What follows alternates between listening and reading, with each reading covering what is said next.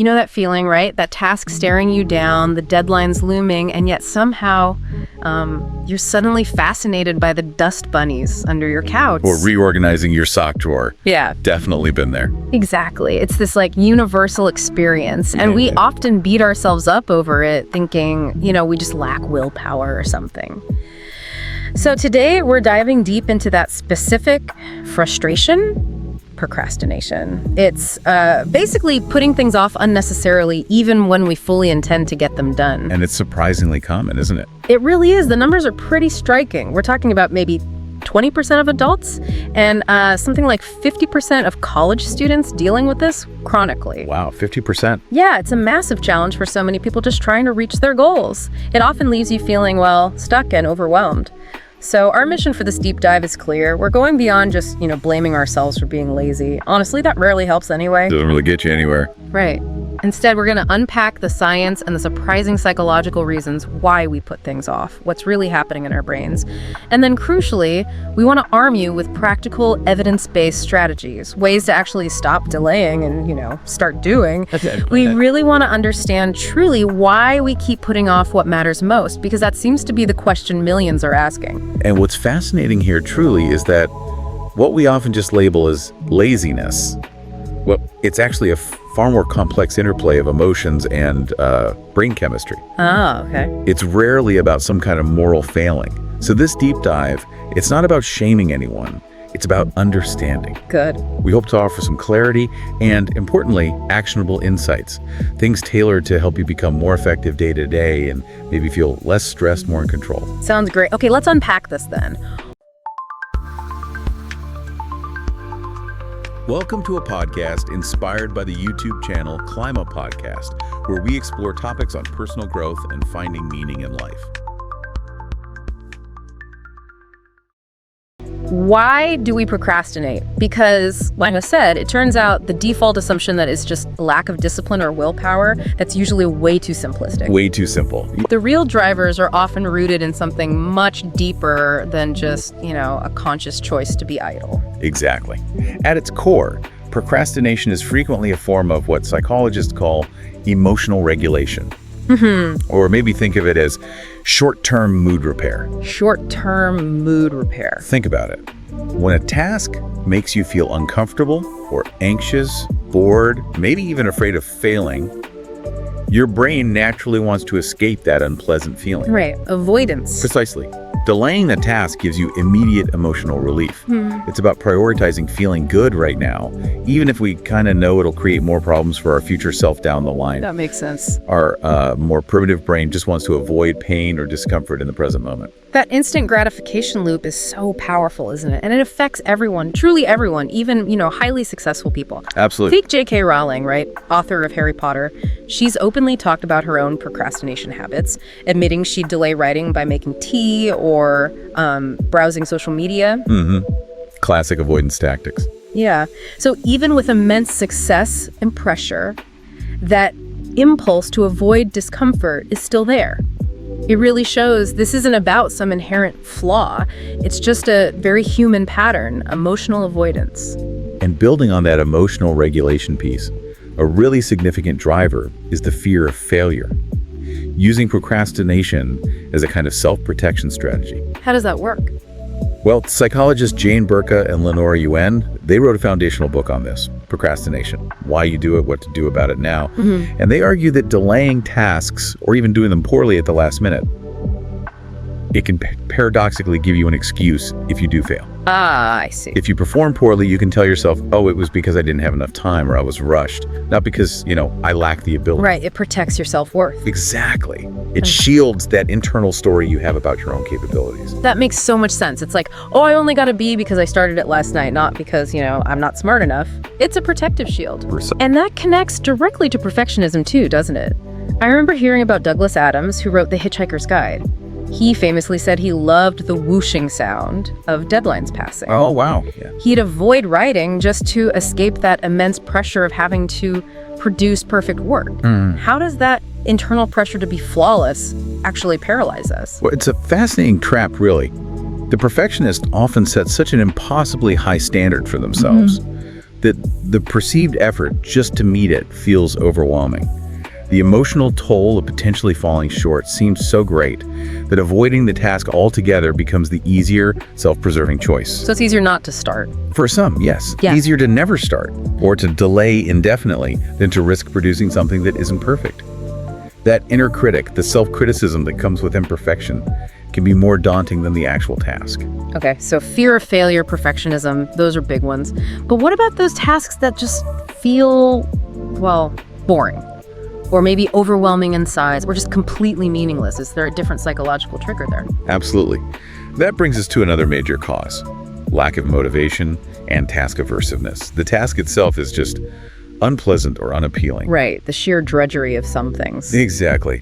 Chris Bailey, in the Productivity Project, he talks about this. He highlights how identifying and then reversing these triggers, like making a task more engaging or breaking it down, can really cut down on procrastination. How so? Well, if a task offers no immediate reward or feels too complex or just plain tedious, our brain's motivation centers kind of disengage. They don't see the point, so why bother? And sometimes, though, what looks like procrastination might not be entirely negative. Is that right? I'm thinking about creativity. That's a really important point. Consider Leonardo da Vinci. He's often held up as this quintessential procrastinator, right? Because he spent years, sometimes decades, on masterpieces like the Mona Lisa or The Last Supper. Yeah, you hear that a lot. But some scholars argue this wasn't just a lack of discipline. They frame it more as productive procrastination. Productive procrastination, how does that work? Well, for da Vinci, the argument is that the delays stemmed from this deep desire for engagement, meticulous research, this evolving creative process, not just avoidance. He was sketching, experimenting, studying anatomy. So related activities. Exactly. All things that ultimately contributed to the final masterpiece, even if they weren't working on the painting directly. So this raises a really important question for you, the listener. When is delay genuinely productive? Allowing for deeper thought or maybe new solutions to emerge? And when is it just debilitating avoidance? That's such a crucial distinction. How can we tell the difference in our own lives? When am I productively mulling something over versus just making excuses? Well, I think a key indicator is whether you're actively engaging with related valuable work during the delay. Or are you just, scrolling social media or tidying your desk for the fifth time? Productive procrastination often involves some form of incubation, maybe research, or working on other important tasks that actually move you forward in some way. Debilitating procrastination is usually pure avoidance, often accompanied by guilt and rising anxiety. So check the feeling. If I feel worse, it's probably avoidance. That's a good rule of thumb. If you feel a surge of creative insight or maybe solve a related problem during the delay, it might be productive. If you just feel worse, more stressed, more guilty, it's probably the latter. Okay, here's where it gets really interesting. We've talked about these underlying reasons, the emotions, the fears, this productive-unproductive distinction. But seeing how these play out in real life, especially with some well-known figures, can be really illuminating. It makes them more concrete, definitely. Yeah, we all think we're unique in our struggles, but these stories show just how widespread these psychological patterns are. Take someone like Hunter S. Thompson, the journalist. Oh yeah, legendary. He was known as an adrenaline junkie who openly relied on deadlines. That pressure was what fueled his productivity, often working like mad just before something was due. So for him, the pressure wasn't the barrier, it was the trigger. Exactly. It was his specific emotional regulation mechanism, maybe? The thing that finally kicked him into gear? It was his unique way of forcing action. And then you have someone like Bill Clinton. Also known for delays. Right, known as a chronic procrastinator. His delayed policy decisions sometimes led to these last-minute, really impactful efforts. Sometimes good, sometimes maybe not. He seemed to thrive on that pressure too, maybe like Thompson, but perhaps with less chaotic results. And that leads us to a really fascinating, maybe even counterintuitive perspective. It comes from Nassim Nicholas Taleb in his book Anti-Fragile. Okay, what's his take? He actually views procrastination sometimes as a kind of natural defense mechanism. A defense mechanism? How so? He suggests it can allow tasks to resolve themselves naturally, or maybe ensure that we do the work when we're truly ready, when we have peak focus or insight. He argues that sometimes delaying actually saves us from making premature decisions or acting on incomplete information. Interesting. So it's like intelligent patience. Kind of, yeah. Letting problems or opportunities mature before jumping in. It really challenges that common, purely negative view of procrastination. It implies there could be a strategic, maybe even beneficial side to it for certain people under the right circumstances. That's a profound thought. So maybe it's not always a flaw, but let's get back to the science. What does the research say about this internal tug of war? How do our brains actually handle this constant push and pull between what we should do and what we feel like doing right now? Right, the core conflict. Piers, who wrote the procrastination equation, he's done a lot of research on this. He highlights the conflict between what he calls the impulsive present self. The one that wants the cookie now. Exactly. Seeking immediate rewards, comfort, pleasure. And the planning future self, which is focused on long-term goals, abstract benefits, the payoff down the road. And the present self usually wins. Very often, yes. This internal battle is often driven by lower self-control and this really powerful innate preference for instant gratification over those delayed rewards. Your present self just wants to feel good now, and it often overrides the logical planning future self. And then there's Timothy Peakle, who offers a truly crucial insight in his book, Solving the Procrastination Puzzle. This one's really important. Okay, ready. He emphasizes that motivation often follows action, not precedes it. Motivation follows action. Okay, say more about that. It directly challenges that common belief we have that you have to feel ready or feel motivated before you can start a task. Right. We wait for inspiration to strike. Exactly. Yeah. But Peikle's research, and actually a lot of neuroscience supports this, suggests that simply starting a task, even a tiny, tiny bit of it, that creates a positive feedback loop in your brain. Your brain releases a little bit of dopamine, that reward chemical, as you make even small progress. And that little hit of dopamine then fuels further motivation to keep going. So the key is, you don't wait for motivation, you act, and the motivation follows the action. That's a game changer for so many people, I think. We're so conditioned to think we need to feel like doing something first, so if I'm not feeling it, I should just do a tiny piece of it anyway, just start. Exactly that. It's about overcoming that initial, what scientists call activation energy. Getting started is often the hardest part. Once you're in motion, the friction decreases and your brain starts rewarding the effort. It helps reframe that internal monologue from I need to feel like doing this to something more like I just need to start doing this. Yeah. The feeling will probably come. Okay, that's powerful. And finally, it's really important to recognize a real-world impact here, beyond just feeling annoyed with ourselves. Research by Fuchsia Saraw links chronic procrastination to higher levels of stress, Makes sense. poor academic and work performance, and even negative health outcomes. Things like weakened immune systems, maybe cardiovascular issues down the line. Wow, really? Health outcomes? Yes. So it's not just some minor personality quirk we can ignore. It can seriously affect our overall well-being and life trajectory, which really underscores why finding effective ways to manage it is so important. Okay, so we've gone deep into the why. We see it's far more about these complex emotions, fears, impulses. Not just simple laziness. We've looked at the psychology, heard some stories about famous figures, touched on the brain science. The present self versus the future self. Right, and that huge insight, motivation follows action. So now let's pivot to the how.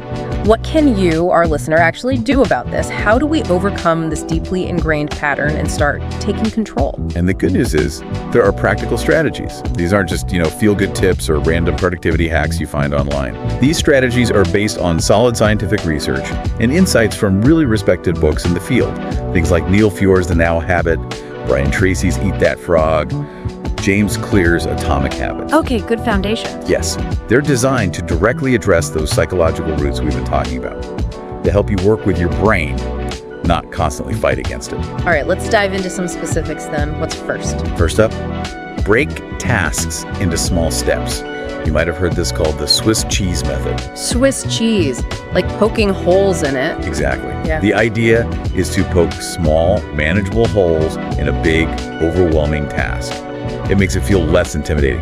So instead of thinking, I have to write this entire book, you set a tiny goal, like write 250 words in the next 15 minutes. Okay, much less scary. Much less. No. Think about Anthony Trollope, the novelist. He wrote over 40 books, apparently, by setting a goal to write just 250 words every 15 minutes before breakfast. Wow, consistency. It builds momentum. Those small wins add up, and your brain loves that feeling of completion, even on tiny things. It makes you want to do the next small thing. Okay, I like that. What else? Then there's something called temptation bundling. This comes from researcher Katie Milkman. Temptation bundling. Sounds intriguing. It is. Her research suggests pairing a task you dread, something low enjoyment, with something you genuinely do enjoy. Like a reward system. Sort of, but you do them together. For example, you only let yourself listen to your absolute favorite podcast while you're doing that boring report you keep avoiding. Or you only watch your guilty pleasure TV show while you're folding laundry. Okay, so link the unpleasant with the pleasant. Exactly. You create a positive association. It transforms the unpleasant task into like a gateway to something you actually want. It makes it less aversive, easier to start. Clever. Okay, what's next? A really interesting one, maybe a bit counterintuitive, is the unschedule. This comes from Neil Fiore in The Now Habit. The unschedule. So don't schedule. No, it's about what you schedule first. Instead of blocking out all your work time first, you actually schedule your leisure, your breaks, your fun activities first. Really? Schedule the fun stuff first. Yeah. Then you fit focused work blocks into the remaining time. Fiore argues this reframes work tasks as less all-consuming. It gives you a sense of control over your time, reducing that feeling of being trapped by an endless to-do list. Less pressure maybe. Exactly. It acknowledges that rest and rejuvenation are crucial, and sometimes it's the sheer pressure of a packed work schedule that actually drives the procrastination. That makes sense. Yeah. Okay, what else ups? Crucially, practice self-compassion. This is based on Kristen Neff's extensive work in this area. Self-compassion. So being nice to yourself. Basically, yes. It means treating yourself with kindness and understanding when you inevitably slip up, when you procrastinate, when you face setbacks, instead of that harsh inner critic. It just makes you feel worse. Exactly. That self-criticism actually fuels more procrastination by increasing negative emotions. So instead, acknowledge the difficulty. Remind yourself you're human. Focus on making progress, however small, rather than beating yourself up for not being perfect. So less guilt, more trying again. Precisely. It reduces stress and actually enhances your motivation to try again. It helps break that nasty cycle of guilt and avoidance. Okay, this next one sounds really practical, especially thinking about motivation follows action. The 2-minute rule. This is from James Clear's Atomic Habits, right? Yes, a brilliant one. The rule is simple.